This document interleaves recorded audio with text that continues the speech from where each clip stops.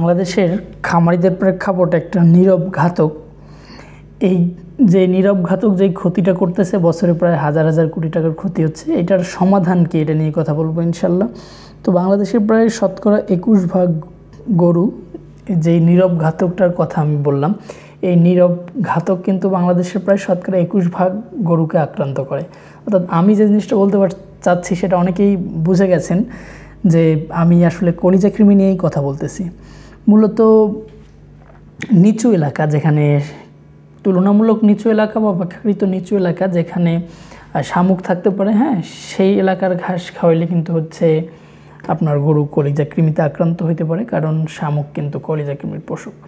তো যাই হোক, এই কলিজা কৃমি কিন্তু আপনি লক্ষণটা বুঝবেন কিভাবে? কলিজা কৃমি কিন্তু প্রথমের দিকের লক্ষণগুলো আপনি বুঝতে পারবেন না, যখন দীর্ঘস্থায়ী লক্ষণ হবে, হ্যাঁ, তখন হচ্ছে গিয়ে গরুর দেখবেন যে পাতলা পায়খানা হচ্ছে, পাতলা পায়খানাটার ওষুধ খাওয়াচ্ছেন, পাতলা পায়খানা কিন্তু হচ্ছে আপনার গরুটা ভালো হচ্ছে না। আমি আগে লক্ষণগুলো বলে নিচ্ছি এই জন্য, যাতে করে আপনাদের রোগটাকে আইডেন্টিফাই করা সহজ হয়।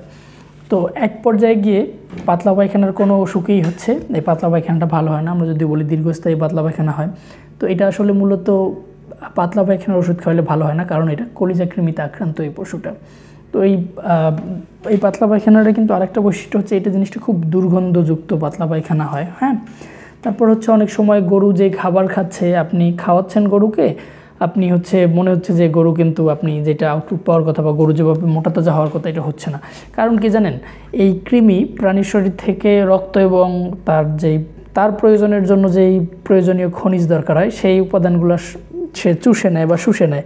মানে কি, আপনি পয়সা দিয়ে ক্যালসিয়াম জিঙ্ক কিনে খাওয়াইতেছেন, কিন্তু আপনার আপনার রক্ত পানি করা পয়সায় আপনি কিনে খাওয়াচ্ছেন পশুকে, সেটা আপনার পশু না পেয়ে সেই জিনিসটা পাচ্ছে কে? সেই জিনিসটা চুষে নিচ্ছে হচ্ছে কলিজা কৃমি, রক্তও চুষে নিচ্ছে, খনিজ উপাদানও। তো বুঝতে পারছেন যে এই জিনিসটা কী জন্য নীরব ঘাতক। তো কলিজা কৃমি হইলে আরেকটা কমন লক্ষণ হচ্ছে যে খাবার হজম হইতে চায় না। বিশেষত দেখবেন যে ভুট্টার ভাঙ্গা খাওয়াইলে দেখবেন যে ওই রকমই গোবরের সাথে ভুট্টা আধা ভাঙ্গা অবস্থায় বের হচ্ছে, বা যদি অনেকে আমরা চালের ভাঙ্গা অংশ খাওয়াই, গমের ভাঙ্গা অংশ, দেখবেন যে এগুলো হজম হইতে চায় না, গোবরের সাথে বের হয়ে আসে। তো আগে বলছি ডায়রিয়া বা পাতলা পায়খানার কথা, বদহজমের কথাটা বললাম।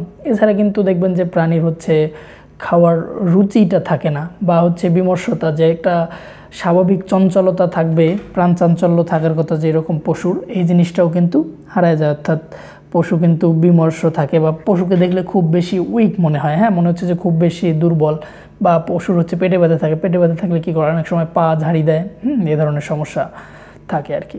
তো আপনারা কিন্তু এই জিনিসটা চাইলে আপনাদের উপজেলা নিয়ে গিয়ে গোবর নিয়ে গিয়ে পরীক্ষাও করাইতে পারেন, হ্যাঁ, পরীক্ষা করেও এটার আপনারা নিশ্চিত হইতে পারেন যে আসলে কোন কৃমিতে কিভাবে কতটুকু আক্রান্ত। তো যদি কলিজা কৃমি নিয়ে যেহেতু আজকের বিষয়টা, তো কলিজা কৃমির সমাধান কীভাবে, আমি 2-3টা অপশন আপনাদেরকে দিচ্ছি। কলিজা কৃমির সমাধানের জন্য যদি আপনার ট্যাবলেট ব্যবহার করতে চান, ইনজেকশনের কথাটা একটু পরে বলি, কারণ আমরা সবাই ইনজেকশন একটু ভয় পাই, হ্যাঁ, যে ইনজেকশন অনেকে নিজে পুশ করতে জানি না, বা পয়সা বেশি লাগতেছে ডাক্তার নিয়ে আসলে, আর কৃমির ওষুধ আনলে আপনি নিজেই খাওয়াতে পারতেছেন। তো স্ট্রেস কম হয় এরকম যদি একটা ঔষধ বলি, সেটা ট্রামাসিড। ট্রামাসিড আপনি প্রতি 65 কেজি বডি ওয়েটের জন্য একটা করে ট্যাবলেট খাওয়াবেন। তো এখন 65 কেজি মানে কি? একটা গরুর হাড্ডি গুড্ডি, তার শরীরের পশম, চামড়া, খুর মিলায়, ওর শরীরের ভিতর যা আছে নাড়ি ভুড়ি মিলায় যদি ওজন হয় 65 কেজি, তার জন্য একটা ট্যাবলেট। তার মানে একটা গরুর ওজন যদি 250 কেজি হয়, তাহলে ট্যাবলেট কটা লাগবে হিসাব করেন। 65 কেজি একটা, 65 এবার 250কে 65 দিয়ে ভাগ দেন, কত হয়? 4টার বেশি। তাহলে আপনি 4টা এবং তারপরে একটা ট্যাবলেটের অর্ধেক খাওয়াইতে পারেন, বা 5টা পুরোটাও খাওয়াইতে পারেন, কারণ কৃমির ট্যাবলেট কম খাওয়াইলে এটা খুব বেশি কাজ করে না, হ্যাঁ, বরং কৃমির উপদ্রব বাড়ে, আর সামান্য একটু বেশি খাওয়াইলে সমস্যা নেই।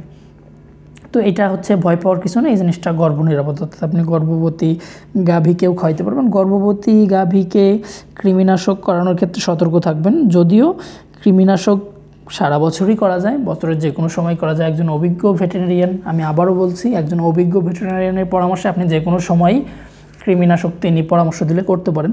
তবে গর্ভবতী গাভীর ক্ষেত্রে প্রথম 3 মাস এবং শেষের 2-3 মাস এই গাভীকে স্ট্রেসে ফেলা ঠিক না।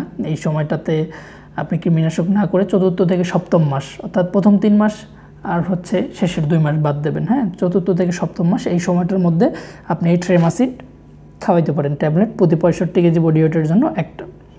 এছাড়া হচ্ছে কলিজাকৃমির জন্য আরেকটা খুবই কার্যকরী ওষুধ, আমি বেশিরভাগ ভিডিওতে নাইট্রোনেক্স ইনজেকশনের কথা বলে থাকি। যখন কিনা কলিজাকৃমির প্রমাণ পাইলেন যে এই লক্ষণগুলো বললাম এগুলা, কিংবা আপনি উপজেলায় গিয়ে পরীক্ষা করে দেখা গেল যে হচ্ছে আপনার গরু কলিজাকৃমিতে আক্রান্ত, সেক্ষেত্রে প্রতি 100 কেজি বডি ওয়েটের জন্য 4 সিসি নাইট্রোনেক্স ব্যবহার করবেন। যদি কলিজাকৃমির উপস্থিতির প্রমাণ পান, অর্থাৎ কলিজাকৃমি হয়েছে আপনি এটা নিশ্চিত হন, শিওর হন, হ্যাঁ, সেক্ষেত্রে আপনি নাইট্রোনেক্স 100 কেজিতে 4 সিসি করে দেবেন। যদি 300 কেজি গরুর ওজন হয় তাহলে 4 সিসি 100 কেজির জন্য, 300 কেজির জন্য হবে 12 সিসি, 400 কেজি হইলে 16 সিসি, 500 কেজির গরু হইলে 20 সিসি। তো এই ক্ষেত্রে আপনারা চেষ্টা করবেন 10 সিসির বেশি যখন গরুকে পুশ করবেন শরীরের 2 জায়গায় দেওয়ার চেষ্টা করবেন।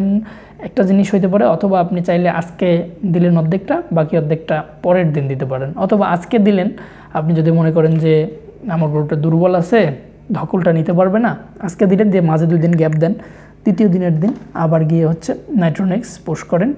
যদি আবার বলতেছি, যদি কলিজাকৃমির উপস্থিতির প্রমাণ পাওয়া যায় বা কলিজাকৃমি আছে বুঝতে পারেন, সেক্ষেত্রে প্রতি 100 কেজি বডি ওয়েটের জন্য 4 সিসি।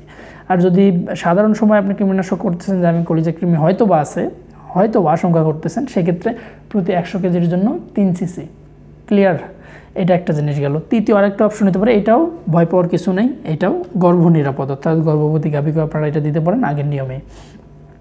এরপরে আর একটা হচ্ছে খুবই চড়া কৃমির ট্যাবলেট, কলিজাকৃমির জন্য খুবই চড়া একটা ট্যাবলেট আছে যেটাতে পার্শ্ব প্রতিক্রিয়া বা গরু বেশি স্ট্রেসে পড়ে, সেটা হচ্ছে লিভানিট প্লাস, হ্যাঁ, বা লিভানিট ট্যাবলেট। এটা আপনি প্রতি 100 থেকে 120 কেজি বডি ওয়েটের জন্য একটা ট্যাবলেট।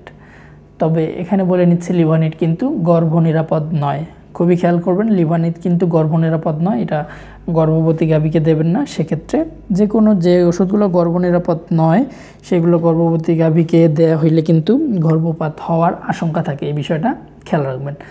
তো আশা করি আপনারা যাদের এই ধরনের সমস্যা আছে তারা চিকিৎসায় এভাবে যদি আপনারা কেয়ার করেন আপনার গরুগুলার, এই অনুযায়ী আমি যেভাবে বললাম ভিডিওতে 3টা ট্যাবলেটের কথা বলে, 2টা ট্যাবলেট এবং একটা ইনজেকশনের কথা বলেছি, ট্রেমাসিড বলেছি 65 কেজির জন্য, এটা কিন্তু খুবই সহনীয়, হ্যাঁ, এটাতে স্ট্রেসে পড়ে না গরু খুব একটা, এটা গর্ভ নিরাপদ।